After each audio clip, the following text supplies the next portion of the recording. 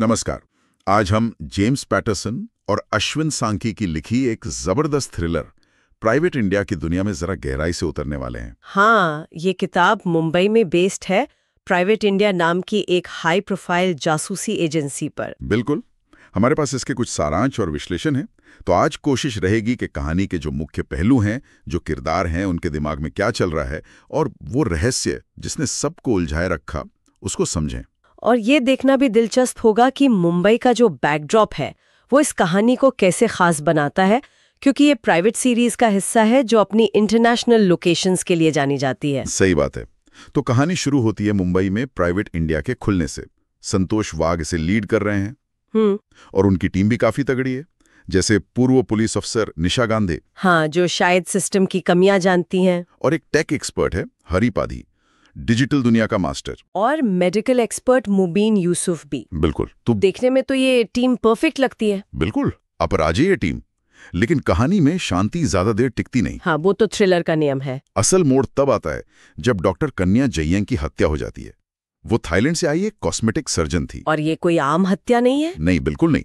उनका शव एक होटल के बाथरूम में मिलता है और उसे बड़े अजीब तरीके से, जैसे कोई रस्म निभाई गई हो, वैसे सजाया गया है। यहीं से मामला एकदम पेचीदा हो जाता है। ये सजावट सिर्फ डराने के लिए नहीं है, ये एक तरह का सिग्नेचर है, एक पहेली। हाँ, कोई संदेश। बिल्कुल। क्या ये किसी पंथ का काम है या कातिल का अपना कोई तरीका? यहीं से जांच की दिशा तय होती है। और ये सिर्फ एक घटना नहीं है। संतोष वाघ और उनकी टीम जैसे ही जांच शुरू करते हैं, उन्हें पता चलता है कि ये तो बस शुरुआत है, हत्याओं की एक पूरी श्रृंखला। हाँ, और ये पता चलते ही कि ये एक सीरियल किलर हो सकता है, पूरी जांच का माहौल, उसका टेंशन सब बदल जाता है। बिल्कुल। अब वो सिर्फ एक कातिल को नहीं ढूंढ रहे। नहीं, वो एक ऐसे शख्स को ढूंढ रहे हैं जिसका एक पैटर्न है, शायद कोई मकसद है, और जो दोबारा हमला कर सकता है। और ऐसा होता भी है।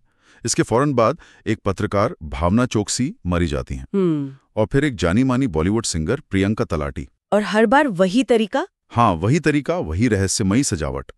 ये दोहराव डरावना है, पर जांच के लिए शायद जरूरी भी। पैटर्न तो बन रहा है। और उस पैटर्न का सबसे खास हिस्सा है वो पीला स्कार्फ।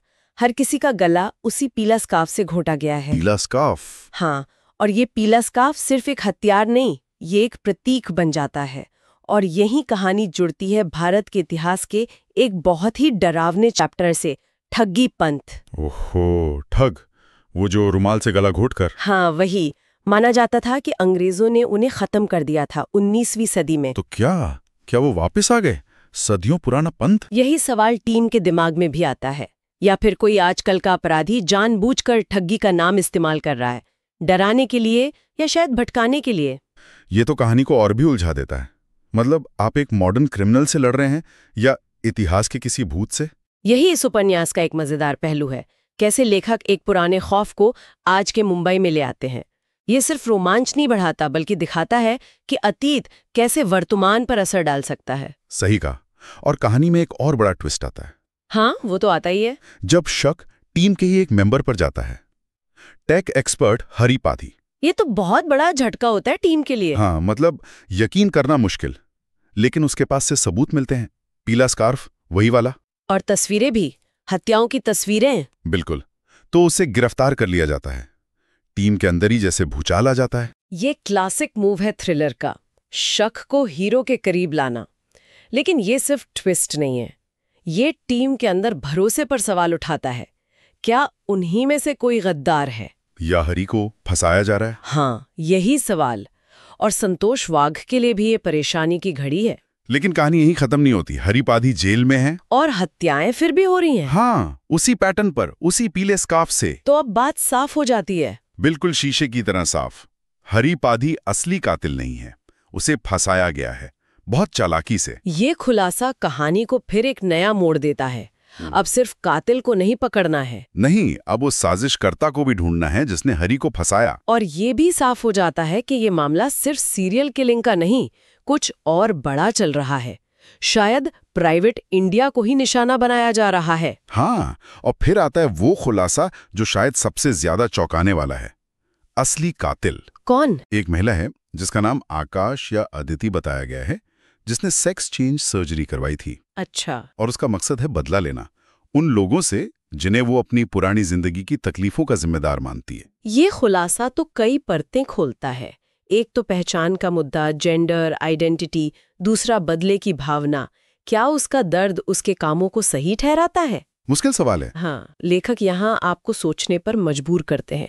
और ये भी कि कैसे कोई व्यक्तिगत चोट किसी को इतने खतरनाक रास्ते पर ले जा सकती है। और ये सिर्फ व्यक्तिगत बदला नहीं रहता, बाद में पता चलता है कि हत्याएं एक बहुत बड़ी साजिश का हिस्सा हैं। मतलब असली खेल सिर्फ बदला लेना नहीं है। असली मकसद है प्राइवेट इंडिया जैसी एजेंसी को अंदर से कमजोर करना, उसे बदनाम करना और मुंबई शहर में दहशत फैलाना। तो वो महिला कातिल वो एक मोहरा बन गई। शायद अनजाने में या जानबूझकर ये हत्याएं किसी बड़े खेल का हिस्सा हैं। तो ये कहानी व्यक्तिगत दुख से निकलकर संगठित अपराध की तरफ चली जाती है। हाँ, और इस साजिश में सिर्फ कातिल नहीं है, और भी लोग शामिल हैं। एक नींबू बाबा है, ढोंगी बाबा। अच्छा, धर्म की आड़ में अपराध। और मुन्ना नाम का लोकल डॉन भी है। इन सब का एक गठजोड़ है। और उनका मकसद? प्राइवेट इंडिया को रास्ते से हटाना, ताकि वो शहर में विस्फोटक ला सकें, तबाही मचा सकें। बाप रे, एक ढोंगी बाबा, एक डॉन और एक बदला लेने वाला कातिल। ये तो अपराध का बड़ा अजीब कॉम्बिनेशन है। हाँ, ये कहानी को एक बहुत ही इंडियन टच देता है। सही कहा। और दिखाता है कि समाज में कैसे अलग अलग तरह के अपराधी एक साथ आ सकते हैं। और इस सब के बीच संतोष वाघ पर डबल प्रेशर है।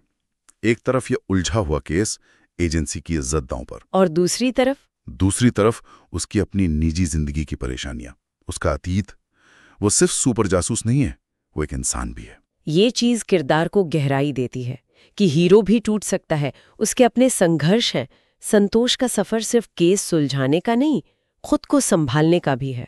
आखिरकार बहुत मेहनत और खतरनाक मोड़ों के बाद टीम कामयाब होती है। हाँ, वो असली कातिल और पूरी साजिश का पर्दाफाश कर देते हैं। और नींबू बाबा और मुन्ना के इरादे भी सामने आ जाते हैं।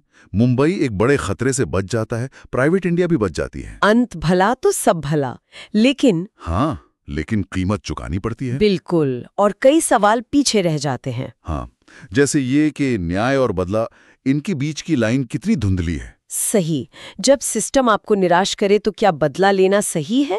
कहानी कातिल का दर्द दिखाती है, पर क्या उसके तरीकों को सही ठहराती है?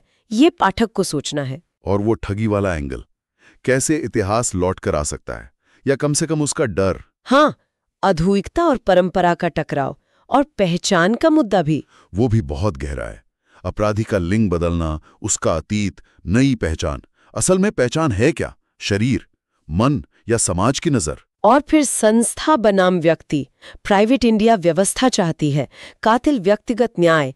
इनके टकराव में शहर पिसता है। ये उपन्यास दिखाता है कि कैसे किसी की निजी तकलीफ को एक बड़ी साजिश का हथियार बनाया जा सकता है। खतरनाक संगम है ये, व्यक्तिगत दर्द और संगठित अपराध का। और वो तकनीक बनाम परंपरा वाली बात भी मजेदार है। हाँ, एक तरफ प्राइवेट इंडिया की हाईटेक जांच, फोरेंसिक, डिजिटल एनालिसिस, और दूसरी तरफ कातिल का वो सदियों पुराना लगने वाला तरीका, रस्मी, रहस्यमयी। आधुनिक विज्ञान कैसे इस पुराने लगने वाले खतरे से निपटता है, ये देखना दिलचस्प है। तो कुल मिलाकर प्राइवेट इंडिया एक बहुत तेज रफ्तार, जिसे बोलते पेज टर्नर, वैसा थ्रिलर है। हाँ, मुंबई की भागदौड़ वाली जिंदगी के बीच अपराध, रहस्य, ड्रामा, साजिश, सब कुछ है इसमें। आधुनिक जासूसी, इतिहास का साया और मुंबई की अपनी धड़कन। और ये सिर्फ मनोरंजन नहीं करता, कुछ सोचने पर भी मजबूर करता है।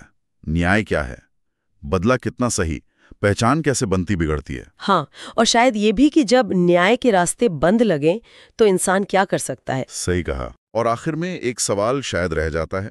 कहानी में सच सामने आया, साजिश नाकाम हुई, एजेंसी बच गई, पर क्या शहर के नीचे जो अंधेरा है या जो व्यक्तिगत जख्मों से खतरा पैदा होता है, वो कभी पूरी तरह खत्म होता है? सच सामने लाना मुमकिन है, पर क्या इससे हमेशा के लिए शांति मिल जाती है, या ये लड़ाई बस रूप बदलती रहती है? हाँ, शायद ये सवाल उपन्यास खत्म होने के बाद भी दिमाग में घूमता रहता है।